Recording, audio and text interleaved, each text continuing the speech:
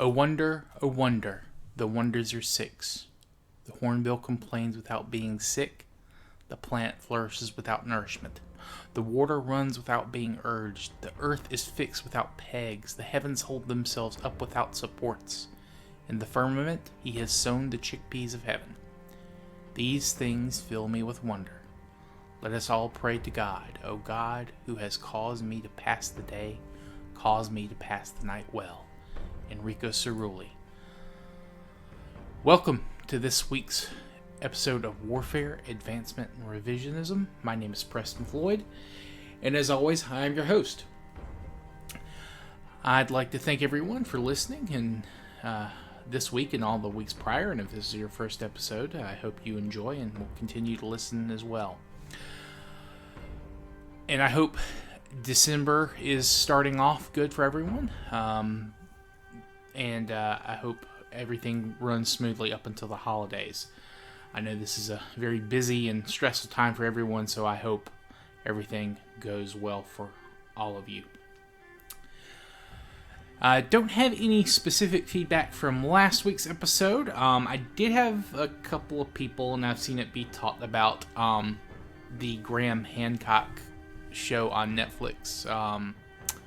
I forget the name off the top of my head, but I was asked about by a couple friends what I thought about it, and let's just say that I've always enjoyed Graham Hancock's stuff. It's very entertaining, if nothing else.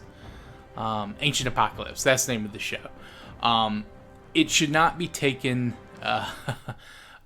It should not be taken though as a very serious work of scholarship. It is meant. Well, it's not what he means it as, but it is. It should be taken as a form of entertainment first and foremost, as I've taken all of Graham Hancock's stuff. Though I will say that there are some things that I do agree with Graham on. I do like that he kind of takes a look at comparative mythology stuff. I think, and as we'll get into our show, I think there is certain elements of mythology that is quote-unquote true, although I think he can sometimes accept it a little too much at face value. There's always a certain element of, stuff being couched in imagery or just, poetic turns of phrase that may not actually be true. And that's kind of one of those things with myth you always have to take with a grain of salt. As much as I do, think that there are those who dismiss myths too easily and too out of hand. And there are some other things that, just small points that I kind of agree with Graham with, although I don't think there's this massive conspiracy by archaeologists or whatever to kind of hide the truth. That's certainly not the case. And another of the big criticisms I had for him would be that, we just magically start doing all these things. I think if you've listened fairly regularly to my show, that you'll know that we haven't just suddenly started doing agriculture. It's been a slow process and all this other stuff. And I might do like a full breakdown of some of the claims that are just quote-unquote wrong or inaccurate, but it's nothing too serious. Again, I encourage you to watch the show. I've only seen the first 2 episodes so far.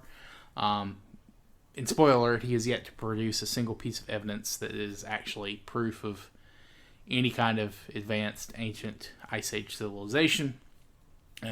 But it's an interesting story, if nothing else. It's a cool thought of spirit, and there is some generally interesting stuff. And I'd encourage you, if you look at these sites that he's go to kind of read up on them yourself.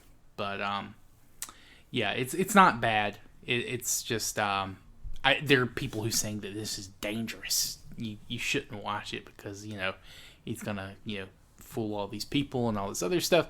And I would say that there are certainly, people who can easily be taken in by this stuff, and they aren't critical enough to kind of understand it, but I wouldn't call it dangerous. I think that's making just a little too much a mountain out of a molehill. And yeah, but I do encourage you to watch it. But just keep in mind that even there are some archaeologists he's spoken to in the show that don't even agree with what he's saying. Like you'll see them give a little pushback, and I think there's already been one woman who said that she was completely taken out of context. Now that's not to say that Graham Hancock did that. That could just be Netflix editors.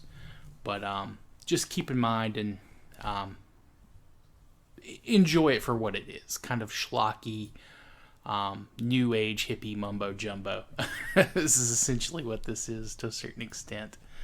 But Graham is an interesting guy. He has changed a bit of his tune. I think he used to be kind of one of those ancient alien guys, but he's kind of, I don't know if for commercial reasons or because of his show, but he's kind of stepped away from some of that. Now I think it's mostly like there was like a precursor kind of heavily involved psychic based or like some type of intuitive mental group that kind of spread things around.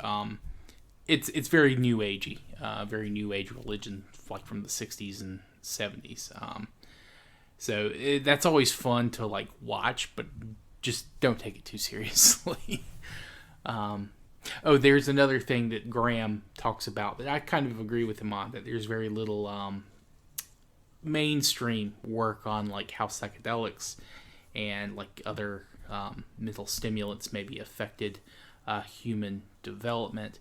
Now, obviously, those things aren't affecting the DNA that we pass on, but it could change, at least for a time, how people think. And there's always the theory, the stoned ape or the drunk ape theory, which we'll get into the drunk ape theory a little when we get to alcohol. I have a special episode planned for that. I've got to set some time up to talk with a friend of mine about that one, but we'll see. We'll get to it eventually. But for now, though, we should just go ahead and get focused on the episode. I don't think the actual body of this one's going to take too long, but I've said that the last couple of weeks, and it's ended up being like 30-minute episodes. So, and I've already rambled for about 5 on Graham Hancock. But yes. Okay, where are we? Okay, so this week we're going to be focusing on humans living in the Horn of Africa that I haven't mentioned in this time frame just yet. This might be a 2-parter, but I think I'll be able to get through these people in one. So, yeah, I think I should be able to do that. Though we will probably mention some groups that have been mentioned in the last couple of episodes. We will be returning to the north of Africa one last time before we begin to focus on the rest of the world. That will kind of serve as an end cap on Africa and as a starting point for Southwest Asia, the Middle East. And I did have a question about Nabta Playa's calendar circle. I will be talking about that in the next episode, or in the episode we started that final North African episode. It's a very interesting site, and I didn't go into too much detail because there is obviously some debate about who is at Nabta Playa and when. But let's go ahead and I just kind of get started on the people. So, and I just also want to reiterate this. And I had brought it up before, but it's very possible that all the people I'm talking about are speaking completely unknown languages, or the dispersal of these families is a lot different than what we know now. And there's also people, that maybe their language, died out because they died out. They just don't have like a presence outside of anything that's specific. This is all kind of guesswork. I'm just kind of being hopeful that there aren't too many groups that have completely died out unknown.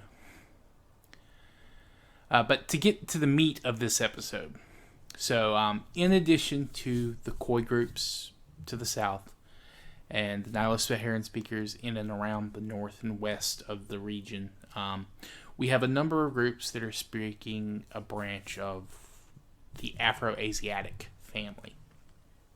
Now, as you can guess from the name, this language family covers a large number of languages both in the Middle East and Africa. The proto-language of this family could have been spoken as early as 18,000 years ago or as recently as 7500 BCE, which is about 500 years after our time frame for these episodes begins. I mentioned in our prior episode focusing on this region that I felt that it was probably spoken to the earlier end of this range and was being spoken definitely at our 10,000 BC mark. Another factor I mentioned but want to go into a bit more detail on now is where and who developed this language. And this also ties into kind of a time frame question and why I think it was maybe an earlier development. So there are two main theories of where the Proto-Afroasiatic language developed. And surprise, surprise, one of these theories says that it was developed from Asia. And the other says it came from Africa. Now, obviously, that's a very massive oversimplification. In fact, Africa theory is actually multiple theories arguing for a different part of Africa as the birthplace of the language. I'm going to start with Asia, as it only has the one point to focus on. This theory states that Afroasiatic developed in the Levant just prior to the advent of agriculture and the keeping of herds, and then spread back into Africa and the rest of the Middle East with those new lifestyles, where it quickly grew into separate branches we know about today. Well, technically they grew into other branches, which then developed into the languages we know today, but you get my meaning, I'm sure. The three most popular locations for the Heimat of the language in Africa, and Heimat is that German word meaning homeland. The Heimat of the language in Africa is either Ethiopia, the Sudan, / the South Sahara, or the Red Sea coast. Now, the Sudan South Sahara theory seems to be the least popular of these three, and when I say that, I mean I haven't been able to find anything super recent that supports it. The most recent new article that I was able to find kind of arguing for this was like the late 90s. Whereas the other two, I was at least able to find some stuff from within the last 2 to 3 years. But essentially what this theory says is that the language developed somewhere in the far southeast of the Sahara, somewhere close to what is modern Khartoum in Sudan. It then split, and one family went immediately to Asia, where these two different branches developed. The second theory is that it developed in what is now Ethiopia, split into a second group that traveled down the Nile to its delta, and each of the two branches continued to develop and split into more and more families. That home branch in Ethiopia and the one that went down the Nile. The final theory is that the language arose somewhere along the African side of the Red Sea, and from there split into multiple branches. One going, south into Ethiopia, the other going kind of northwestish into Egypt. And this theory specifically places its emergence from about 9500 BC, from 9500 to later BCE. And the reason for this is because the term for dog and arrow are extremely similar across all these branches, and we have no records of dogs being in the Middle East, much less Africa, until about 12,000 BC. And arrowheads haven't been found dating earlier to 9500 in the regions that Afroasiatic speakers are expected to be living in. Now, there are a couple of things that could explain this. First, just because they haven't found arrowheads in the region doesn't mean that they don't know about them. It just meant that they weren't as useful tools for hunting the type of game or defending themselves that the Proto-Afroasiatic speakers favored. But as time went on, the type of game they're hunting is getting smaller, and arrows are probably becoming more effective.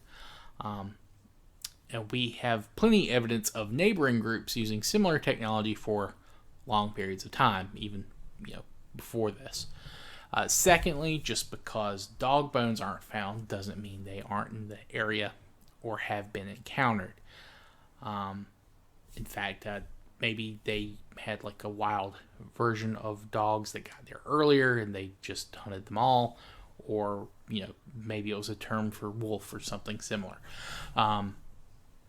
Though I will admit that is one of the more difficult pieces of data to explain away, and makes me think that the 10 to 9500 BCE arc might be more accurate.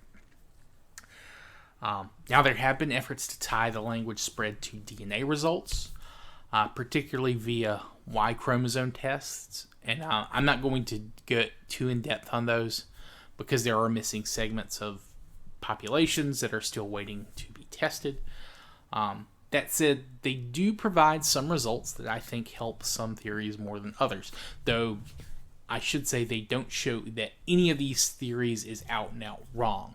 It merely shows that some branches of the family share a much different ethnic makeup, which honestly shouldn't surprise anyone given the age and geographic range of this family. The fact of the matter is, I doubt any of these theories get the development and distribution 100% correct. Though, if I had to put money on one of these being more right than others, it would be the African kind of Red Sea hypothesis. Though I wouldn't be surprised if it happened, 1,000 to 1,500 years earlier than imagined. And I feel, that there's probably more back migration and integration between subfamilies during the early days of the split than might be imagined. Not to mention neighboring non-Afroasiatic speaking groups. They could have served as, bridges between two separate groups, passing things along, not just between Afroasiatic groups, but between Nilo-Saharan, so on and so forth.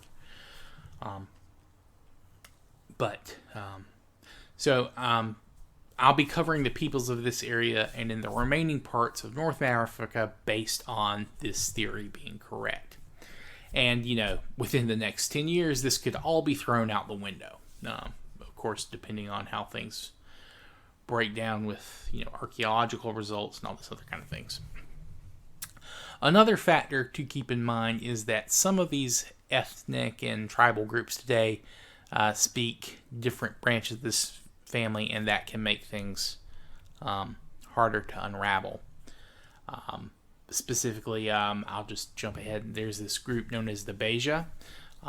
Their native language is Cushitic, which is a branch of Afroasiatic, but they basically have some of their ethnic groups speak Arabic, which is a Semitic language, which is also Afroasiatic, but they're it's two different branches of the same family. And then there's a third that I think speak another language that's Afroasiatic. I forget that one specifically, but so it can be a little hard at times to kind of break down peoples, at least based on language.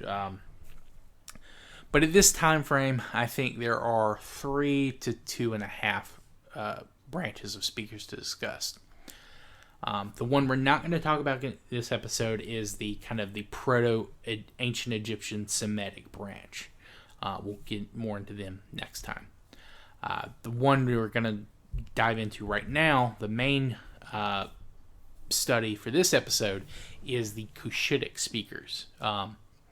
And today these people have expanded to live in the far southeast of modern Egypt, all the way along the inland of the Horn of Africa and its coast down into Kenya. I think the Oromo people and the Somali people are the two largest, or the Oromo and the Somali language are the two largest subsects of this family that exist today. But that's jumping ahead, and we're not going to talk about them too much right now. But at our time frame, these peoples are somewhere probably on the eastern side of the Nile, up to the Red Sea, and they're also beginning to experiment with horticulture and animal herding, the same as their neighbors. When we get to our next domestication episode, I'll go into the domestication of the donkey, which was probably done in this region by some Cushitic-speaking group. Now, this region is not well documented, unfortunately, until later.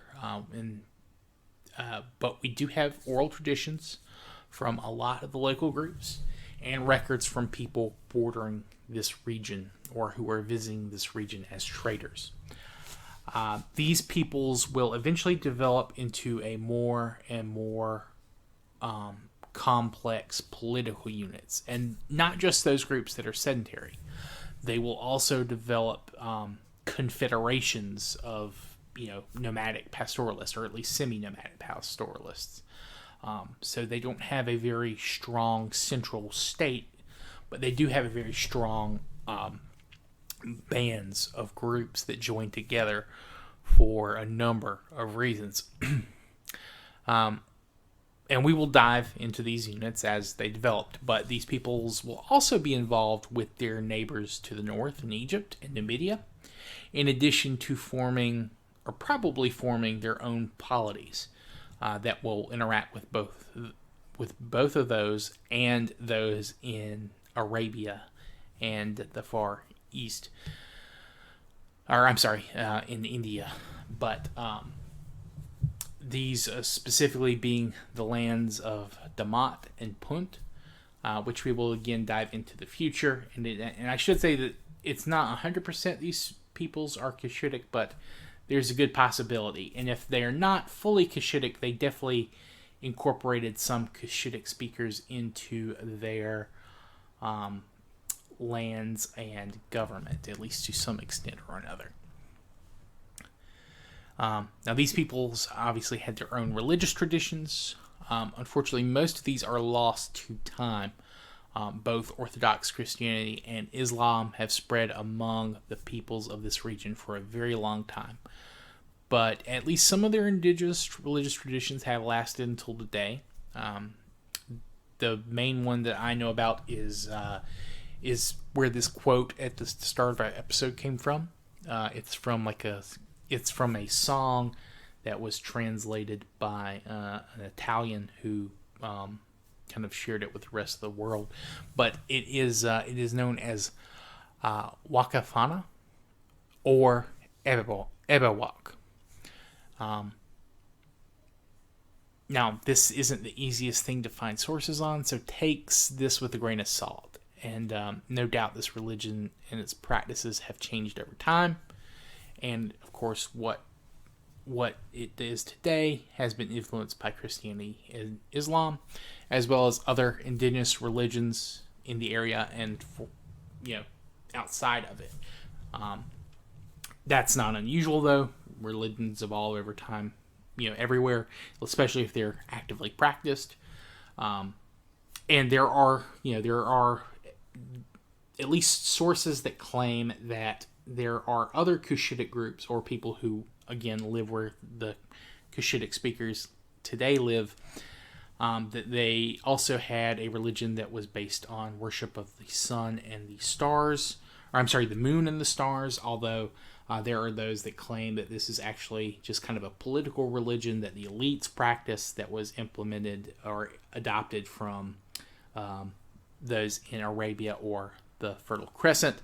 But we're going to get into all that in the future. But just keep in mind that this is not a universal religion even in the past, even though it was probably more widely spread then. But the simplest breakdown of this faith is that there is a supreme god known as Wak, or Jok. He created humanity. He is basically he's benevolent. He's not like a trickster god. He cares about humans and all of his creation, not just humans. To kind of help these creations, he created lesser spirits or gods called the Ayaanli or the Ayaana, depending on which group you're speaking to. And these protectors, these are protective spirits. They all have their own kind of domains that they watch over, and that they serve as intermediates with Wak's creation and Wak himself. And I should say that these multiple names are split between, again, modern distinctions, so don't think of it as time, but this is the examples. The Oromo and the Somali, these two different people, they both used Wak. There are differences that are regional. There are also a group that practices Wak in as far south as Kenya. I forget the name of that ethnic group, but I'll have to, obviously we'll get to them eventually, but so just keep in mind that there are regional variations of this. This is just very broad overview. I will say, though, I believe the Oromo still use Wak and a non-Wakafana or Ebewak. They use that as the term for God, like as like Christian or Islam as well. But in addition to the Ayaana, there is also Nadar, who is the kind of a spirit or god of justice and a righter of wrongs. He kind of serves as a kind of avenger for people who have been wronged. I know that people who are wrongfully like exiled from their groups or their cities or wherever, they tend to pray to him for like swift revocation of this wrong done to them. There is also Her or Hur. This is a bird-like spirit who is either a spirit or a messenger of death. And he's an interesting figure because there are those who link him to Horus of Egyptian myth. And if they are linked, it is a very ancient one, probably from the time frame of this episode or even earlier. Hur or Hur and Horus have very similar names. They're both bird-like, and they're very closely associated with death, or the king of the dead, such as Osiris in Horus's case. Horus is Osiris's son. But again, if there is a connection between it, it's very ancient, and they diverged and became much more unique from each other. I don't believe Hur is much liked necessarily by the Wakafana. I think because, well, obviously he's a spirit of death, I think they recognize him as a kind of a necessary evil, whereas Horus becomes much more than just he is not just an extension of death. He's his own aspect and deity, which we'll get into when we get to Egyptian religion, in the future. So very interesting group, the early Cushitic, and even the modern Cushitic speakers. There's a lot of different interesting traditions. And I believe this is the largest branch of the family in terms of speakers that is still extant in Africa. I don't think Arabic has completely overtaken them, at least as native speakers, but I could be wrong about that. I should probably double check that. But I know that Arabic is not necessarily a unified language. There's a lot of different dialects for it, but I should dive into that a little bit more. So take that also with a grain of salt. And the second branch or half branch of Afroasiatic speakers I'm going to talk about in this episode is the Omotic branch.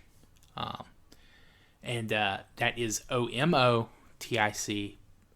And Omotic is not to be confused with the Oromo, who are a different group of the Afroasiatic family. I think I may have conflated those two in our last episode. Or if I did, it was unintentional. It was just they're similar sounding names. But the Omotic speakers are different than the Oromo, who are a Cushitic group. But there is a debate about whether or not Omotic should be included in this family. Our old friend Joseph Greenberg considered this to be a very early divergence from the Cushitic branch. Others say that this language is its own branch of Afroasiatic. And there are those that still further claim that this group is actually a descendant language of a sister tongue of Proto-Afroasiatic. And then there are those, of course, that say that they're unrelated completely. The name for this branch comes from the Omo River, which is where most of the speakers of one of these languages kind of all live in and around that area. And the Omo was in the, I think, far southeast of Ethiopia, or what is today Ethiopia. As for how old the split may be, there is, I read something from, I think, around the mid-2000s, is that basically these people share a lot of words when it comes to the similarities with things like honey and procuring honey, but they don't have a lot of similarities for things when it comes to cattle pastoralism. So it's possible that this was certainly a very early branch indeed, and that it split before cattle culture became prevalent in the area. But this is, I think, one of the smaller families of the Afroasiatic group. Not to say that it is tiny, but I think most of the larger groups of the speakers today, I think they have, just around 1 million to 1.5 million for most of them. Some even have less than that. Some only have a couple 100,000. And then, of course, there are those that are even smaller.